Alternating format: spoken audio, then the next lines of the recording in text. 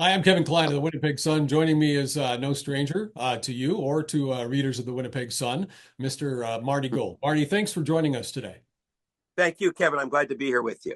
I wanted to have you here because I've been following your stuff like so many others.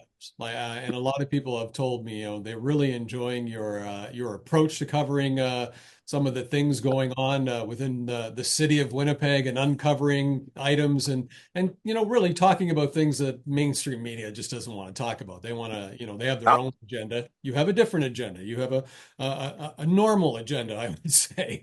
Um, I want to talk to you about the recent kangaroo court, sorry, city council meeting, which is somewhat the same thing to me, about the malls and corridors and the zoning changes and how long it went on. Tell us about what happened in your experience. what happened in my personal experience, I didn't go to the meeting to cover it for the Right. Winnipeg Center to do a podcast about. Um, I have been in St. Boniface for over a decade. I think there's a lot of issues, neighborhood issues here that are not being represented. And I, more generally, because of the work I've done recently with the Sun, as well as over the years with the podcast, I'm concerned about what happens to people when all of a sudden you've got a lot of big trucks and construction and digging and a disruption in the peace and quiet of the neighborhood. And there's a lot of builders out there that evidently don't follow the minimal rules the city has. So I want to make sure that the voice of the people was heard by council as they discussed adding, in effect, more infill, even if it's on McPhillips or Main Street or St. Andrews, St. Mary's. It's still infill, generally speaking. So I went and I watched, and I've been going to council for many years. I discussed it in my upcoming column in the Sun, how hard it was for me to register. Uh, the meeting itself dragged on for 15 hours. It took 10. One guy waited. One presenter waited like 10 hours by my count to speak. And just the conduct of the meeting, where there's so many questions asked of Hazel Boris, the planning director. I'm not clear why this was being pushed through with so many open questions and things that weren't done correctly, including the public consultation, which is an obvious failure because the gallery was empty and these are important matters. So a lot of it was inside baseball, and I'm not the biggest expert on planning and infill and such things. I've developed some expertise lately, but I see still to this day dysfunction in council. It hasn't improved since Bowman's day. I mean, it might have behind the scenes, but the conduct of the meeting, there was some friction there. I mean, some councillors didn't seem like they wanted to be there, and maybe they don't, but they're supposed to be stewards of a big corporation here. They're 23 million in the hole, and they're looking, I'm sure, to try to recoup some of it through development fees and such things. But it's impossible for the average person to understand the bylaw and to represent their interests towards it. And the councillors, they're the judges on the case. You said a kangaroo court, so they can't represent their constituents very well either, in my opinion. So let me ask you this. I talked to John Withrop, a gentleman who works with a lot of planners earlier today, and we were talking about, the housing and the Housing Accelerator Fund. This whole thing is just to get some money that may or may not come from the federal government. And oddly, I have written a lot about it in the Winnipeg Sun, and I have challenged the mayor, and I continue to get the same political spin back. We have, this many, it's 12,000 units. So, and then all of a sudden, out of the blue, we got a letter at the Winnipeg Sun, an email from the housing minister's office, the federal housing minister, just talking about all the great things that have been happening in Winnipeg because of the Housing Accelerator Fund. So I, of course, passed that off to my friend John, and I said, John, how are these projects coming along? You're a developer. You would be able to judge that better than I. Nothing. Nothing's there. They're empty. It's empty lots. There's nothing happening there. This is all smoke and mirrors.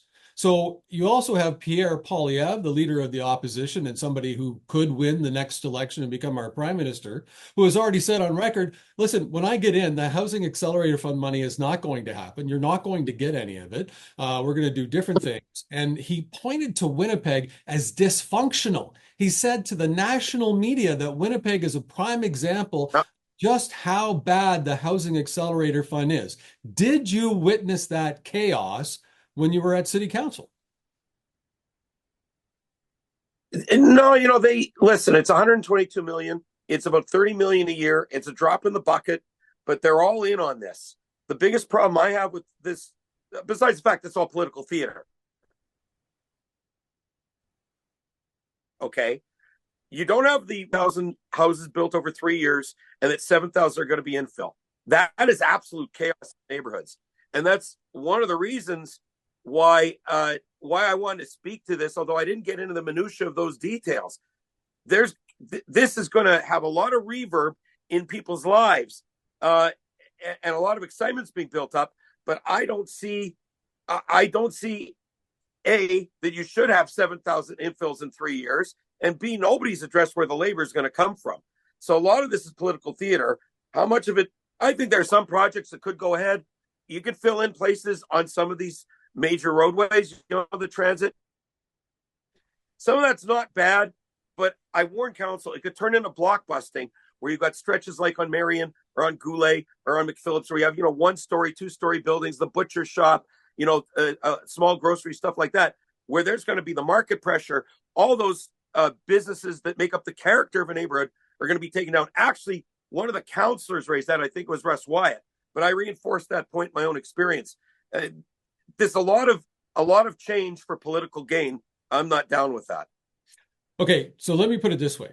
If the city was so strongly bent on dealing with the housing issue, why has it been 11, 12 years for Parker Lands to get going? And they're still not developing yet. They're still waiting for approvals because you know what? The 24 million, 25 million that they're under, Parker Lands would be $30 million in property taxes. So why, like you said, well, obviously we know.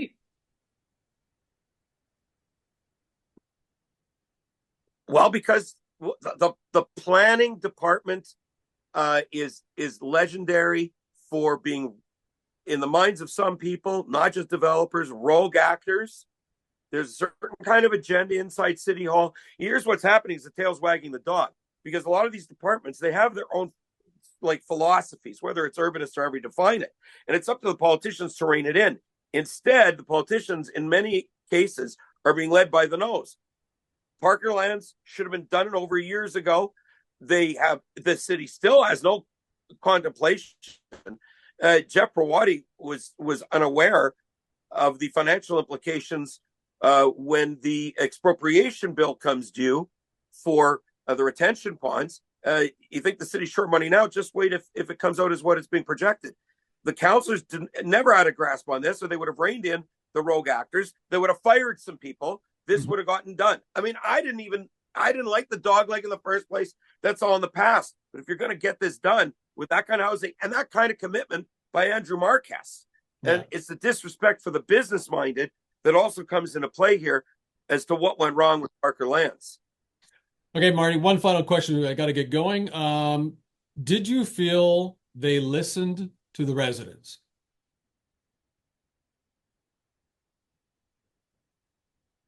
Well, you had three developers appear, 2 or 3. There was 3 women that appeared by Zoom from Glenwood, which has been hard hit by infill.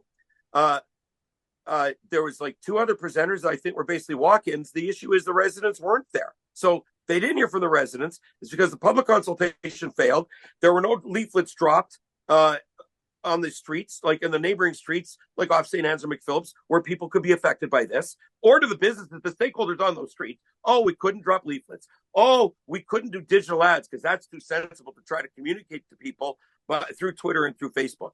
The other thing they did is, the rule mandates that we do this and that, like community newspapers, and notices, but only in one newspaper.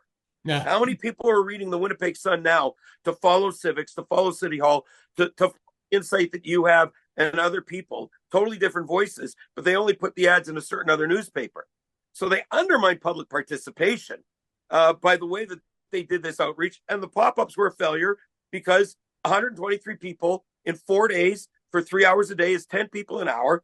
I'd get fired if I did my job like that. Instead, you have people in the planning department that are patting themselves on the back. So they didn't hear from the public because the public doesn't understand the implications of taking the councillor out of the zoning and planning and enactment of new builds and leaving it entirely in hands between builders and developers and the bureaucrats. So, no, they didn't hear from the residents. Did they listen to me? I don't know that they had much of a choice. After 40 years, I'm pretty respected. There was a lot of engagement from the councillors. I'm satisfied they realized that I represented the voice and the concerns of thousands of Winnipeggers. And I think they did recognize that. Good. Thank you, Marty.